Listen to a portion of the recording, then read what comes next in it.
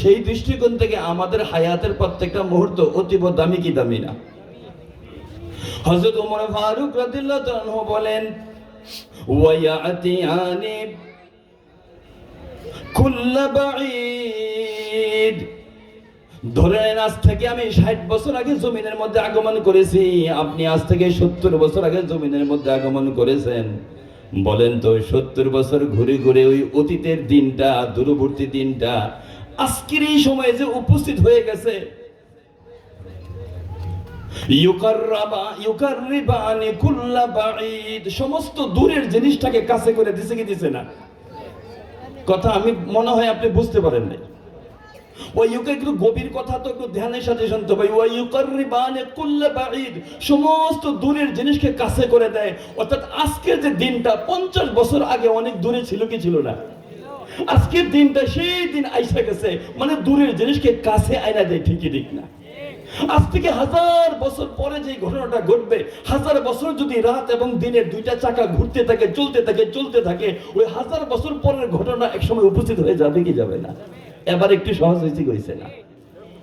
ওয়ায়ুবলিয়ানি কুল্লা জাদীদ, সমস্ত নতুন পুরাতন হয়ে যায়। ভাই আমিও তো নতুন ছিলাম। আজকে যে বাচ্চাদের হাতে আমরা পুরস্কার দিলাম, যে বাচ্চাদের হাতে পুরস্কার দিলাম, এদের মতোই তো আমাদের জীবন ছিল, এদের মতোই আমরা সাদামাটা ছিলাম, এদের মতোই জীবন ছিল, দুনিয়ার সাথে তেমন পরিচয় ছিল না।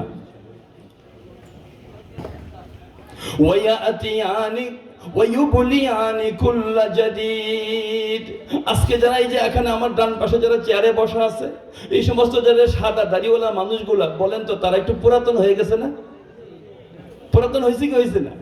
ওই যে বিল্ডিং এর রং খসে গেলে যা হয়, রং চলে গেলে যা হয়, ওই যে দাড়ি সাদা হয়ে গেছে যা হয়, এটা মানে পুরাতন হয়ে যাওয়া, মানে একটা জামা পুরাতন হয়ে যাওয়া, একটা শরীর পুরাতন হয়ে যাওয়া, এটাকে বৃদ্ধতা বলে। বুঝলেন কি বুঝলেন না? ওয়ায়ুবলিয়ানি কুল্লা জাদীদ, সমস্ত নতুন গুলো পুরাতন হয়ে যায়। ওয়ায়াতিয়ানি বিকুল্লি মাউত, আল্লাহ তাআলা যা বলছেন হবেই হবে, এটা ব্যত্যয় ঘটতে পারবে না, আসবে। হাত্তা ইয়াসিরান নাসু ইলা মানাজিলিহিম মিনাল জান্নাতি ওয়ান নার, দিন এবং রাতের পরিবর্তনের দ্বারা কি হইতেছে? আসল কথা শুনেন। হযরত ওমর ফারুক রাদিয়াল্লাহু তাআলা বর্ণনা, উনি লিখিত চিঠি দিয়েছিলেন। মুআজ ইবনে জাবাল রাদিয়াল্লাহু তাআলাকে লিখিত চিঠির একটা প্রতিউত্তর দান করেছিলেন। আমি এই অংশটা আমি চিন্তা করলাম, হাত্তা ইয়াসিরান নাসু ইলা মানাজিলিহিম, রাত এবং দিনের পরিবর্তনের দ্বারা মানুষ তার বাড়ির দিকে যাইতেছে। তার বাড়িটা হলো মিনাল জান্নাতি ওয়ান নার, সে হয়তো জান্নাতে থাকবে নতুবা জাহান্নামে থাকবে। ঠিকই ঠিক না? তাহলে দিন আর রাতের পরিবর্তন হয়ে আজকে জুমার রাত আসছে, আগামীকাল জুমাবার আসবে, এরপরের দিন শনিবার আসবে। ব্যাপারটা এরকম না, আসলে ঘুরে ফিরে আমাকে আমার বাড়ির দিকে নিয়ে যাইতেছে। ইলা মানাজিলিহিম, মানব জাতি তার বাড়ির দিকে যাইতেছে।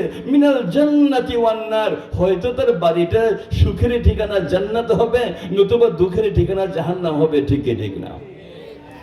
এগুলো আল্লাহ তাআলা ঘটাইতে পারবেন কি পারবেন না? না অসম্ভব কিছু ঘটাইতে পারবেন। হযরত মারিয়াম আলাইহিস সালাম গর্ভে সন্তান, বাবা ছাড়া তো ওনার স্বামী ছিল না, স্বামী ছাড়া আল্লাহ তাআলা ওনাকে সন্তান দান করছেন।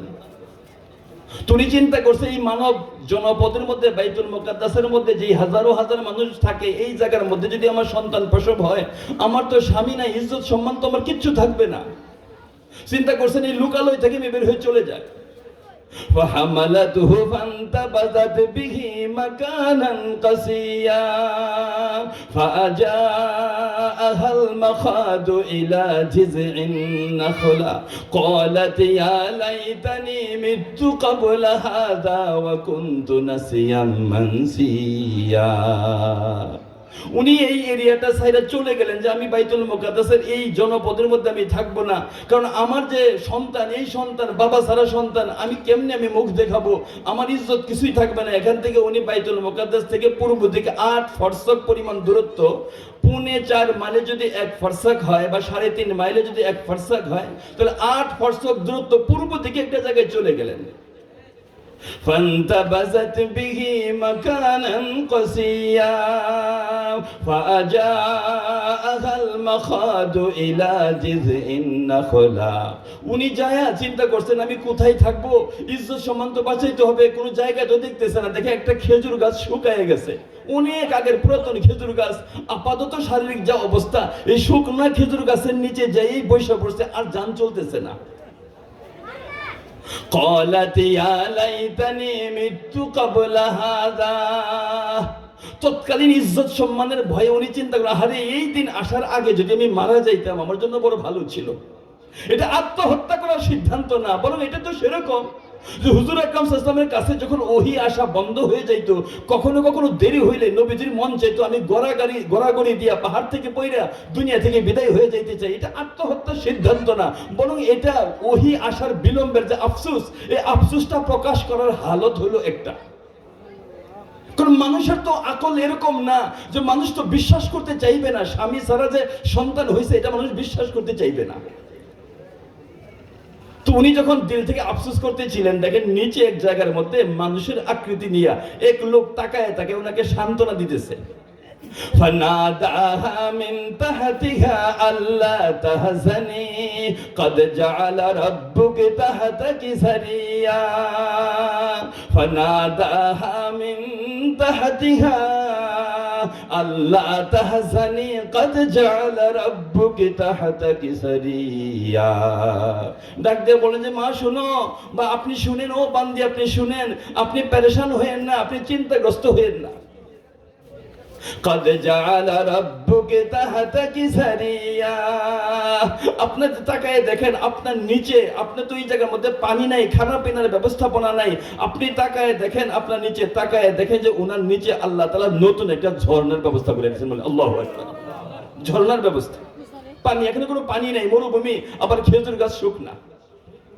তো বলেন যে মরিয়ম তুমি একটা কাজ করো, আরেকটা কাজ করো, তোমার দায়িত্ব দিলাম, দায়িত্ব হলো তুমি যে শুকনা খেজুর গাছের, মৃত খেজুর গাছের যে শুকনা ডালা ঝুলে রয়েছে, তুমি একটু কষ্ট করে একটু টান দাও। وَهُزِّي إِلَيْكِ بِجِذْعِ النَّخْلَةِ تُسَاقِطْ عَلَيْكِ رُطَبًا جَنِيًّا মানুষের দৃষ্টিতে যেটা অসম্ভব, মানুষের নজরের মধ্যে যেটা অসম্ভব, আল্লাহ তাআলার পক্ষে বড় সম্ভব।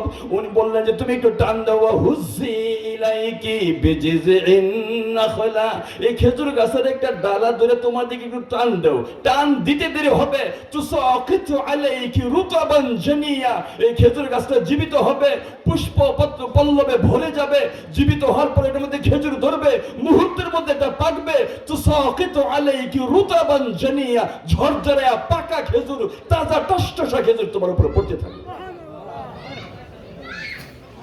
শুধু এটাই না, তুমি খাইবা, এই পানি থেকে তুমি পান করবা, ও কাররি আইনাই, বাচ্চাটাকে কোলে নিয়ে বাচ্চাটার চেহারা দেখে দেখে তুমি আনন্দ লুটতে থাকো, তুমি কোনো পেরেশান হয়ে না। বলেন তো আল্লাহ রাব্বুল আলামিনের পক্ষে এটা সম্ভব কি সম্ভব না? ভাইও, মানুষ কোন বয়সে কথা বলে? বড় হইলে, একটু বড় হইলে, যখন বাকশক্তি হয় তখন কথা বলে।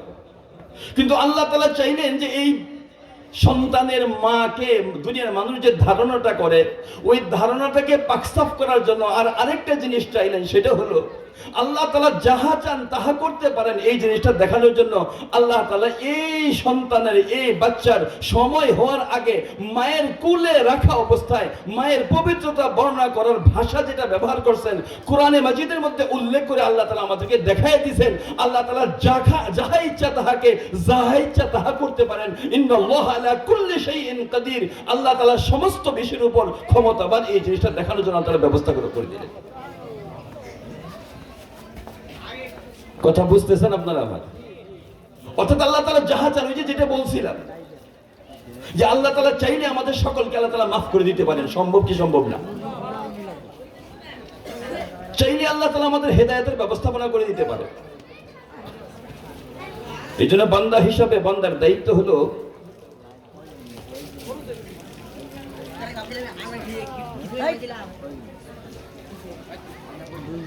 আল্লাহ রাব্বুল আলামিনের গোলামি করতে করতে মানুষের জীবনটা খুব সতর্কতার সাথে গোলামি করতে করতে জীবনটা চালানো। বলেন তো মুসলমানরা যে আজকে এশার নামাজের মধ্যে হুজুর দ্বিতীয় রাকাতের মধ্যে তেলাওয়াত করতেছিলেন, আমার মনে হইতেছিল ফাদখুলি ফি ইবাদি ওয়াদখুলি জান্নাতি। তোমরা দাসত্বের মধ্যে ঢুকে যাও, গোলামের মধ্যে ঢুকে যাও, গোলামের মধ্যে ঢুকবা আর জান্নাতের মধ্যে তুমি চলে যাইবা। তোমার দায়িত্ব হলো গোলামিটা করা, আদেশটা মানা। মরিয়ম, তুমি খেজুর গাছের ডালা ধরে টান দিবা, খেজুর তো তুমি আনতে পারবে না, খেজুর দেনেওয়ালা তো আমি। তোমার কাজ হলো গোলামি করা, আর জান্নাত দেনেওয়ালা কে? আল্লাহ। মুসলমানদের পুরা জীবন, জন্মের পর থেকে দুনিয়া থেকে বিদায় হওয়ার পুরা সময়টা গোলামির সময়, ঠিক ঠিক না? এটার মধ্যে কোনো অন ডিউটি, পুরাটাই তার টাইম, এর ভিতরে ছাড় নাই কোনো। এরকম না মসজিদের ভিতরে আমি আল্লাহ তাআলা গোলামি করলাম, মসজিদের বাইরে গিয়ে আল্লাহ তাআলা গোলামি ছেড়ে দিলাম, এরকম কোন সুযোগ মুসলমানদের মধ্যে আছে? ইউরোপের বেশিরভাগ মানুষ তো খ্রিস্টান। এই বাচ্চারা কথা শুনতেছো তোমরা? ইউরোপের বেশি মানুষ কি খ্রিস্টান। বিমানের মধ্যে 500 সিটের মধ্যে 2জন প্যাসেঞ্জার বসছে, একজন মুসলমান একজন খ্রিস্টান। খ্রিস্টানরা আবার মদ্যপানের মধ্যে বেশি অভ্যস্ত, ঠিক কিনা? এদেশের হালত আমি জানি না, আন্তর্জাতিক পর্যায়ে যে খ্রিস্টানরা আছে এদের মদগুলো এদের জন্য হালাল, এদের জন্য বৈধরা মদ পান করে। এদের বিভিন্ন নাম আছে, এর মধ্যে একটা নাম ওয়াইন বলে, এরা ওয়াইন বলে। তো 500 সিটের মধ্যে বসছে, তো আমাদের দেশের মধ্যে বাসে পাশাপাশি কেউ যদি বসে তো একজন আরেকজনকে সাধারণত এরকম বলে, কিছু খাইলে বলে যে ভাই আপনিও নেন, এরকম মেহমানদারি করে, কি করে না? তো উনি কি করছে, তো উনি মুসলমানকে বলছে যে ভাই আপনি ওয়াইন নেন। উনি বলে যে ভাই আমি এগুলো নিব না, আমি এগুলো নেই না। আরে ভাই কেন নেবেন না? আপনি কি এখন মসজিদের মধ্যে আছেন নাকি? আপনি মুসলমান, মুসলমান, আপনি কি মসজিদে আছেন নাকি? না, আমি তো মসজিদের মধ্যে নাই। আপনি তো গির্জাতে নাই, আপনি তো মসজিদের মধ্যে নাই, তাহলে আপনি একটু নিলে সমস্যা কোথায়? একটু ফুর্তি করেন না, সমস্যা কি? উনি বলেন যে ভাই এটা আমি নিব না, এটা আমি অভ্যস্ত না, আমি ওয়াইন পান করা, ওয়াইন নেওয়া, ওয়াইন গ্রহণ করা, এগুলোর মধ্যে আমি অভ্যস্ত না। তো বেশি যখন পেশাপাশি শুরু করছে, বলে আচ্ছা ঠিক আছে বলেন তো, যে ওই যে ড্রাইভার, যে বিমানটা যে চালাইতেছে, বিমানের যে চালক, এই মুহূর্তে আমি যদি বলি তাকে একটু ওয়াইন, 1 গ্লাস ওয়াইন দেওয়ার জন্য, 1 গ্লাস মদ দেওয়ার জন্য, আপনি কি রাজি হইবেন? না, উনি তো অন ডিউটির মধ্যে আছে, উনি তো অন ডিউটিরতর মধ্যে আছে। আমি সর্বনাশ, উনাকে যদি 1 গ্লাস মদ দেই বা ওয়াইন দেই, তাহলে এই মুহূর্তে তো উনি মাথা খারাপ হয়ে যাবে, মাথার ভারসাম্যতা হারা হয়ে যাবে। আর উনি যদি মাথার ভারসাম্যতা হারা হয়ে যায় তাহলে তো বিমানটা অ্যাক্সিডেন্ট হবে, আর এরকম শত শত মানুষ বিমানের মধ্যে। আপনি ওই ড্রাইভারকে এই জন্যই দিবেন না, বিমানের চালককে দিবেন না, বিমানের চালকটা ওয়ান ডিউটির মধ্যে আছে। আর একজন মুসলমান আপনি জানা রাখেন 24 ঘন্টা জন্ম থেকে মৃত্যু পর্যন্ত পুরা টাইমটা ওয়ান ডিউটির মধ্যে থাকে। এটা আমাদের ভুল বুঝাবুঝি। এই জন্য হাজী সাহেব যখন খানায় কাবার মধ্যে যাইয়া লাব্বাইক আল্লাহুম্মা লাব্বাইক বলে, সে মনে করে তখন আমি গোলামি করি। যখন আবার দেশের মধ্যে আসে, আবার সেই ঘুষ দুর্নীতির মধ্যে জড়ায়া যায়। যখন মসজিদের প্রথম কাতারের মধ্যে ইমাম সাহেবের পিছনে দাঁড়ায়, মুসলমানের মধ্যে দাঁড়ায় দাঁড়ায় আল্লাহু আকবার বলে, ওইখানে 1 নাম্বার হাতে সুন্দর তসবিহ দেখা যায়। মদিনা মুনাওয়ারা থেকে আতর ব্যবহার করে ইমাম সাহেবের পিছনে দাঁড়ায় দাঁড়ায় কত লম্বা লম্বা রুকু করে। আবার বাহিরে আয়েশা সুদের সাথে তার লেনদেন থাকে, সে মনে করছে বাহিরে সুদ খাইলে কোনো অসুবিধা নাই, আর ওইখানে মসজিদে আল্লাহ তাআলার গোলামি করা, এটা মনে হয় ইসলাম। এই জন্যই দ্বিতীয় রাকাতে ইমাম সাহেব তেলাওয়াত করতেছিলেন, ফাদখুলি ফি ইবাদি ওয়াদখুলি জান্নাতি, পূর্ণ গোলামির মধ্যে ঢুকো। কারণ তুমি ও মুসলমানরা, তোমাদের পুরো জীবনটাই অন ডিউটি। কথা বুঝে আসছে আপনাদের? আমাদের পুরো জীবনের মধ্যে ইখতিয়ারি ভাবে, ইচ্ছাকৃত ভাবে আল্লাহ তাআলা আহকামাত থেকে 100টাও বাহিরে যাওয়ার কোনো সুযোগ নাই।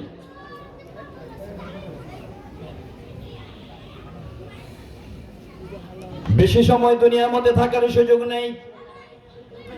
অল্প সময়ের জন্য দুনিয়ার মধ্যে আসছি, বিদায় হয়ে যাব। এই হাজী হারুনুর রশিদ সাহেবের মধ্যে একটা অভ্যাস আমি দেখেছি। আমি যতদিন থেকে ওনাকে চিনতাম, আমি দেখতাম উনি মানুষকে, মৃত মানুষকে গোসল দিতেন। এখন মনে হয় শরীরটা দুর্বল হয়ে গেছে বিদায়, ওখানে মনে হয় কতটুকু পারেন আমি জানি না। আমি যতটুকু সময় ওনাকে চিনতাম, শুধু সংবাদ পাইতে দেরি হইতো, উনি যে চলে যাইতেন, উনি গোসল করাইতেন, কাফনের কাপড় পরাইতেন, আমার আগে উনি উপস্থিত হয়ে যাইতেন। এই হাজী সাহেবের মতো মানুষগুলো যখন মানুষকে চিরজীবনের জন্য বিদায় করা, শেষ গোসলটা, ওয়াজিব গোসলটা দেওয়ার জন্য যখন ব্যবস্থাপনা করে, আমরা অনেক সময় হেল্পিং হিসাবে আমরাও থাকি। অনেক সময় উনার সাথে 2-1 বার নুসরত করার মনে হয় সুযোগ হয়েছিল আমার। মশারি টানানো হয়, মশারির উপর আবার অতিরিক্ত কাপড় দিয়ে দেওয়া হয়, এই জন্যই কাপড় দিয়ে দেওয়া হয় বাহিরের কোনো মানুষের নজর যেন মশারির ভিতরে না যাইতে পারে। গোসল দেওয়ার সময় হুজুর অনেক সময় এটা বলে দেন, উপরে আমরা বড় একটা চাদর দেই, চাদর দেওয়ার পরে তার ভিতরে পাঞ্জাবি ছিল, জামা ছিল, জামাটার বোতামগুলো আমরা খুলে ফেলি, কেচি দিয়া নিচের অংশটাকে আমরা কেটে ফেলি। গেঞ্জির মধ্যে যেহেতু বোতামের কোনো ব্যবস্থাপনা নেই, এই গেঞ্জিটাও আমরা কেচি দিয়ে কেটে ফেলি, বের করে দেই। সর্বশেষ কাপড়ের মধ্যে একটা, হাতের মধ্যে একটা অতিরিক্ত কাপড় লাগাইয়া কোমরের মধ্যে আমরা হাত দিয়ে দেখি কোনো সুতা আছে কিনা। এই দেশের সুতাকে জানি কি বলে, কোমরের সুতাকে বাইটটা বলে না, মনে হয় বাইটটা বলে। বাইটটা যেটা থাকে এটাও যে লুঙ্গি পাতার জন্য যে বাইটটা, ওইটাও আমরা কেটে ফেলি। গোসল চলতে থাকে, গোসল হয়। এমত অবস্থায় সাধারণত 3 জন মানুষ, ভিতরে 2 জন মানুষ থাকে, মশারির বাহিরে 1 জন মানুষ থাকে পানি আগায় দেওয়ার জন্য। ভিতরে সাধারণত 2 জন মানুষ থাকে, একজন থাকে মূল, আরেকজন থাকে ওনার সহযোগী। ভাই ওই জায়গার মধ্যে ফেরেশতাও থাকে। কি থাকে? কথা শুনতেছেন আপনারা আমার? ওই জায়গার মধ্যে ফেরেশতাও থাকে। ফেরেশতা কি করে জানেন? এই জিহ্বার মধ্যে ধরে, জিহ্বার মধ্যে ধরে লাড়া দেয়। আইনা লিসানুকাল ফাসিহু মা আসকাতাক, আইনা সাউতুকা শাজিয়ু মা আখরাসাক, আইনা রিহুকাল আতরু মা আনতানাক, আইনা হারাকাতুকা মা আসকানাক, আইনা আমওয়ালুকাল কাসীরাতু মা আফকারাক, আল ওয়াইলু লাকা in কুনতা Asiya wall Bushra Laka in কুনতা তাইয়া। বলেন আল্লাহু আকবার। ভাই এই জাতীয় শব্দগুলো যদি মানুষ শুনতো, মানুষ অবাক হয়ে যেত। আল্লাহ তাআলা তো দেখাইছেন হযরত ঈসা আলাইহিস সালামের জবান দিয়ে কথা বলায় দেখাই দিয়েছেন যে সময় হওয়ার আগে আল্লাহ তাআলা কথা বলাইতে পারেন। পৃথিবীতে এমন অনেক কথা চলতেছে যে তো কথাগুলো আমরা শুনি না, কিন্তু বিশ্বাস করি। ঠিকই ঠিক না? সবকিছু কথা বলে। কয়টার কথা আমি বলবো? সূর্যও কথা বলে। প্রতিদিন সকালে যখন সূর্য উঠে, ইচ্ছা ছিল না তবু বলি, উঠে জোরে জোরে এলান করে ইন্নী ইয়াউমুন জাদীদ ওয়া আলা মা তা'মালু ফীহি শাহীদ ফাইযা যাহাবতু আনকা লাম আরজি ইলাইক ফাকাদ্দিম মা শি'তা তাজিদুহু বাইনা ইয়াদাইক ওয়া আখির মা শি'তা ফালাই ইয়াউদ আবাদান ওয়া ইলাইক। ইন্নী ইয়াউমুন জাদীদ, এই শোনো আমি নতুন দিন। ওয়া আলা মা তা'মালু ফীহি শাহীদ, তুমি এই জমিনের মধ্যে যা কিছু করবা সব কিছু ব্যাপারে আমি কিয়ামতের ময়দানে সাক্ষী দিব। সূর্য ডাক দিয়া বলে, যদি কাজে লাগাও তাহলে পাইবা, যদি কাজে না লাগাও ফালাই ইয়াউদ আবাদান ওয়া ইলাইক, কোনদিন এটা তুমি পাইবা না। সেজদা করো নাই, কিন্তু কিয়ামতের ময়দানে যাইবা, তুমি সেজদা দেখবা, এটা কোনোদিন হবে না। দুনিয়ার মধ্যে সোজা পথে চলবা না, আবার কিয়ামতের ময়দানে ভালো ফয়সালা হবে, এটা কখনো তোমার হবে না। ওই যে বলতেছিলাম ফেরেশতা, আইনা লিসানুকাল ফাসিহু মা আসকাতাক, এমিয়া তুমি না খুব সুন্দর করে কথা বলতে পারতা, জোড়া আওয়াজে সুন্দর স্পষ্ট করে কথা বলতে পারতা, আজকে দেখি একেবারে চুপসায় গেল। ব্যাপারটা কি? জিহ্বা ধরে বলে আইনা লিসানুকাল ফাসিহু মা আসকাতাক, এই জিহ্বা দিয়ে কত সুন্দর কথা তুমি বলতে পারতা, কত ভাষাবিদ ছিল, কোথায় গেল তোমার ভাষা? আইনা সাউতুকা শাজিয়ু মা আখরাসাক, তুমি না অনেক সাহসী ছিলা, বজ্রকণ্ঠে কথা বলতে একেবারে নিশ্চুপ হয়ে গেল, কারণটা কি? সাহসহীন হয়ে গেল, কারণটা কি? আইনা রিহুকাল আতরু মা আনতানাক, তুমি যখন চলাফেরা করতা দামি দামি পারফিউম ব্যবহার করতা, দামি দামি সুঘ্রাণ আতর এগুলো তুমি ব্যবহার করতা, তোমার গায়ের সুঘ্রাণে চতুর্দিক মোহিত হয়ে যেত। ব্যাপার কি? আজকে তোমার চামড়া থেকে, শরীর থেকে পচা পচা গন্ধ আসতেছে। ব্যাপারটা কি?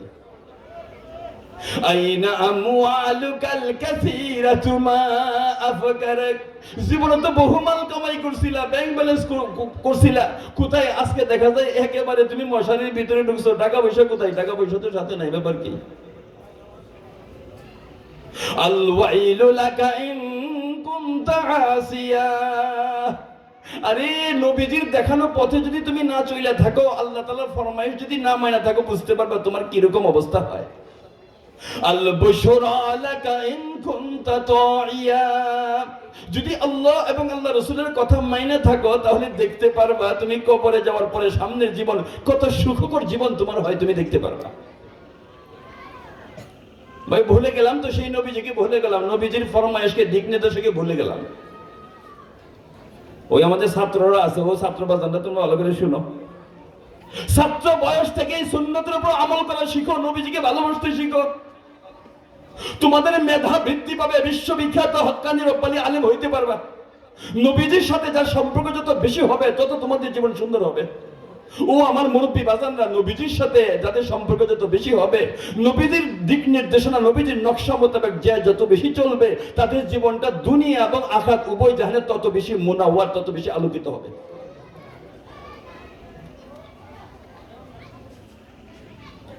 এই কওমি মাদ্রাসাগুলোতে একটা কিতাব পড়ানো হয় এবং সরকারি মাদ্রাসাগুলোতে পড়ানো হয় একটা কিতাব, মুখতাসারুল মাআনি একটা কিতাব আছে, কিতাবের নাম মুখতাসারুল মাআনি। ওই যে আজকে মান্যবর ওলামা হযরত যিনারা আছেন, ওনারা এই সমস্ত ওনারা যে সমস্ত কিতাব পড়াইতে জীবন গুজার করছে, এই কিতাবে লেখা ছিল সাআদউদ্দিন তাফতাজানি রাহমাতুল্লাহ আলাইহি। ছাত্র ভাইরা মুখস্থ রাখো, কে লিখছে বলো তো? সাআদউদ্দিন তাফতাজানি রাহমাতুল্লাহ আলাইহি। ছাত্র জীবনে ভালো ছাত্র ছিল না, বেশি ভালো ছাত্র ছিল না, এই তোমাদের মতো ছোট ছিল। তো একবার উনি ঘুমায় রয়েছে, স্বপ্ন জগতের মধ্যে উনি দেখতেছে একজন এসে ওনার বন্ধু বলতেছে, ভাই চলো না একটু ঘুরে আসি। বলে আমার কি ঘোরার সময় আছে? এমনি তো আমি কিতাব পারি না, আমার এই আনন্দ ঘুরাই, বলে কি সময় আছে? তো আবার স্বপ্নের মধ্যে দেখতেছে দ্বিতীয়বার আরেকবার এসে তাকে বলতেছে, এই স্যার চলো না একটু ঘুরে আসি, আনন্দ করে আসি। না, ঘোরার সময় তো আমার নাই। তৃতীয়বার এসে বলছে, আরে তুমি যাও না কেন? নবীজি তোমাকে একটু ডাক দিছে যাওয়ার জন্য। এই কথা বলতে দেরি হয়েছে, স্বপ্নের মধ্যে পায়ের মধ্যে জুতা নাই, দৌড় দিছে, এই শহরটা পাড়ি দিয়া দেখে একটা জঙ্গল, এই জঙ্গলের মধ্যে গেছে, যায় দেখে ওইখানে হুজুর আকরাম সাল্লাল্লাহু আলাইহি ওয়াসাল্লাম এক জামাত সহ দাঁড়ায় রয়েছে। নবীজি বলছে, আই স্যার তোমাকে আমি 3 বার খবর দিলাম, তুমি আসলে না। কারণ হুজুর আমি তো জানি না, কাঁপতেছে, আমি তো জানি না আপনি আমাকে খবর দিচ্ছেন। হুজুর আমি কেমনে আসি, আমাকে আপনার কথা বলে নেই, বলার পরেই তো আমি দৌড় দিছি। কিন্তু হুজুর আমি কি করব, আমি তো ভালো লেখাপড়া পারি না, আমার মেধা বেশি ভালো না। বল তাই নাকি? এই কথা বলে নবীজি সাল্লাল্লাহু আলাইহি ওয়াসাল্লাম ওই জিহ্বা থেকে সামান্য একটু আঙ্গুলে লালা নিছেন, লালা নিয়ে সাদের জিহ্বার মধ্যে লাগাই দিয়েছেন। পরের দিন সকাল হইছে, ইজদুদ্দিন রাহমাতুল্লাহ সবকের মধ্যে সাআদউদ্দিন তাফতাজানি রাহমাতুল্লাহ যখন বসছে, বসার পরে ওই সাআদউদ্দিন তাফতাজানি কিছু প্রশ্ন করতেছে বোঝার জন্য হুজুরকে। হুজুর তো তার প্রশ্ন শুনে অবাক হয়ে গেছে। ইয়া সাদু ইন্নাকাল ইয়াউমা গায়রুকা ফীমা মাদা। এই সাদ, তুমি গতকালের সাদ নাও, তোমার জীবন তো পরিবর্তন হয়ে গেছে। তুমি যে গতকালের সাদ ছিলা, তুমি তো সেই সাদ নাও, তোমার জীবনটা তো পরিবর্তন হয়ে গেছে। স্বপ্ন যুগে শত শত বছর পরে নবীজির লালা মুবারক একজনের জিহ্বার মধ্যে লাগার কারণে ওই অদামি মানুষটা দামি হয়ে গেছে। সাআদউদ্দিন তাফতাজানি রাহমাতুল্লাহর একটা কিতাব বাদশা তৈমুর লং তার রাজদরবারের গেটের মধ্যে সাজায়া দীর্ঘদিন সাজায়া রাখতেন। সাআদউদ্দিন তাফতাজানি রাহমাতুল্লাহকে এই পরিমাণ সম্মান করতেন তিনি। ও ছাত্র হাফেজে কোরআন, আজকে তোমরা যারা হাফেজে কোরআন হইছো, ও আমার মুরব্বীরা যাদের সন্তান সন্ততি হাফেজে কোরআন হয়েছে, ও আমাদের প্রতিবেশীরা শোনেন যাদের এই এদারার মধ্যে দায়মান কোরআনে পাকের তেলাওয়াতের আমল চলতেছে, ভাইও যে যেই তবকাতে আছি, আমাদের মধ্যমণি হলো নবীজি। নবীজির সাথে আমাদের সম্পর্ককে বাড়াই দিতে হবে।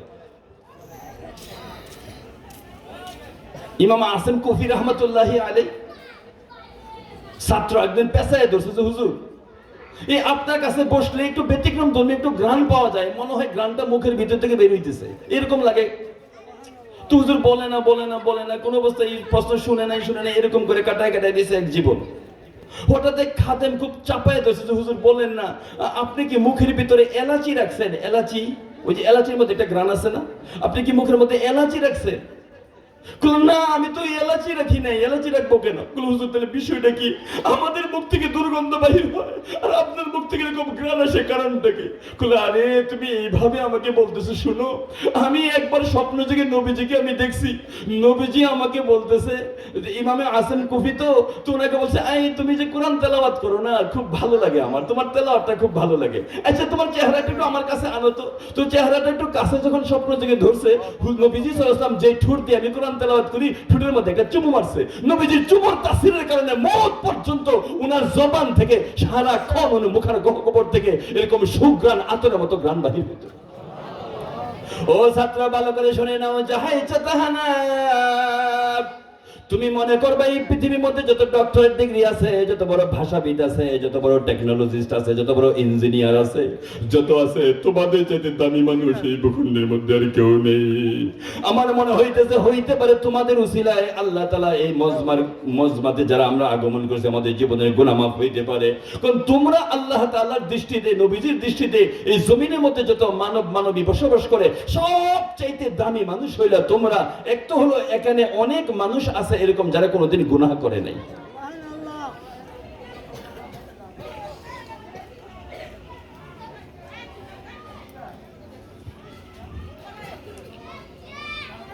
মুহতারাম হাজিরিন, থাকবো তো না দুনিয়ায়, দুনিয়া থেকে বিদায় হয়ে যাব। কাফনের কাপড় তো গায়ে দেবো, বিদায় হয়ে যাব। তাহলে প্রস্তুতি নিয়ে যাওয়া দরকার আছে কি নাই? প্রস্তুতি নিয়ে রেডি হয়ে মানুষের মতো মানুষ হয়ে যাওয়া।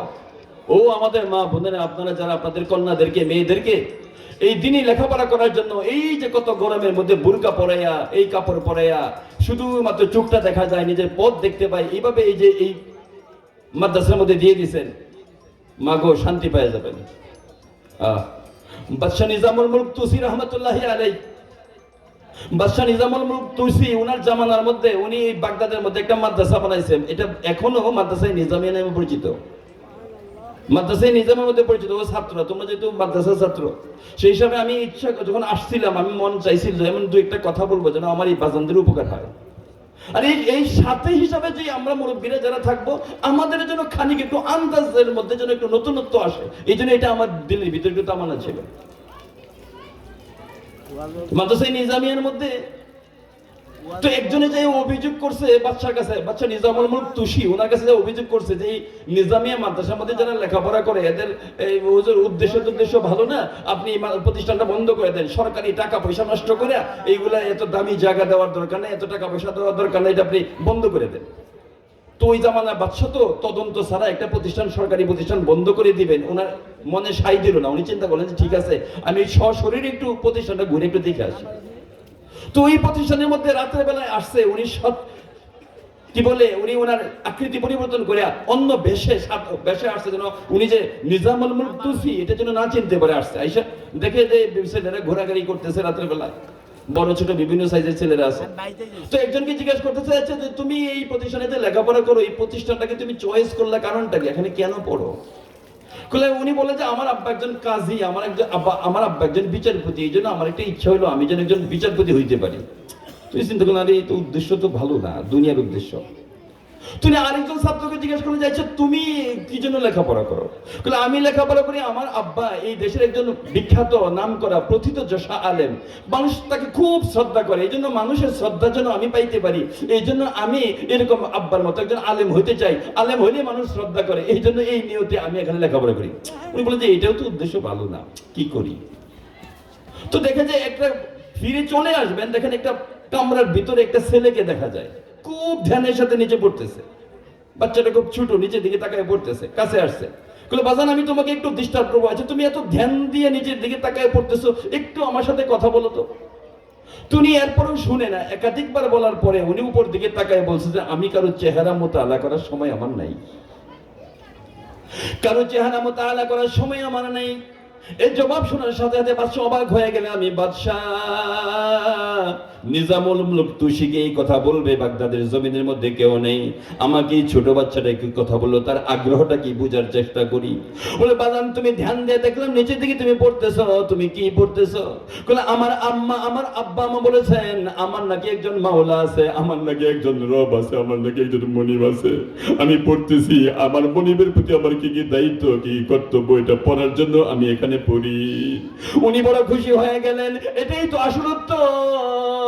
আমার একজন মনিব আছে, মনিবের প্রতি আমার দায়িত্ব কি, মনিবের প্রতি আমার কর্তব্য কি, মনিবের আহকামগুলো আমাকে কিভাবে পালন করতে হবে, মেহেরবানি করে নবীজি কে আল্লাহ তাআলা দান করেছেন যেন মনিবের আহকামগুলো কিভাবে আদায় করতে হবে এটা যেন জমিনবাসী দেখতে পারে। উনি বলেন যে বাজান আমি বড় খুশি হইলাম, তোমার মতো একজন মানুষ যতদিন এই নিজামিয়া মাদ্রাসায় পড়বে, এই নিজামিয়া মাদ্রাসার সরকারি অনুদান অব্যাহত থাকবে, তুমি যতদিন পড়বা এই প্রতিষ্ঠান, তুমি একজনের জন্য এই প্রতিষ্ঠানটা অব্যাহত থাকবে, কোনোদিন বন্ধ হবে না।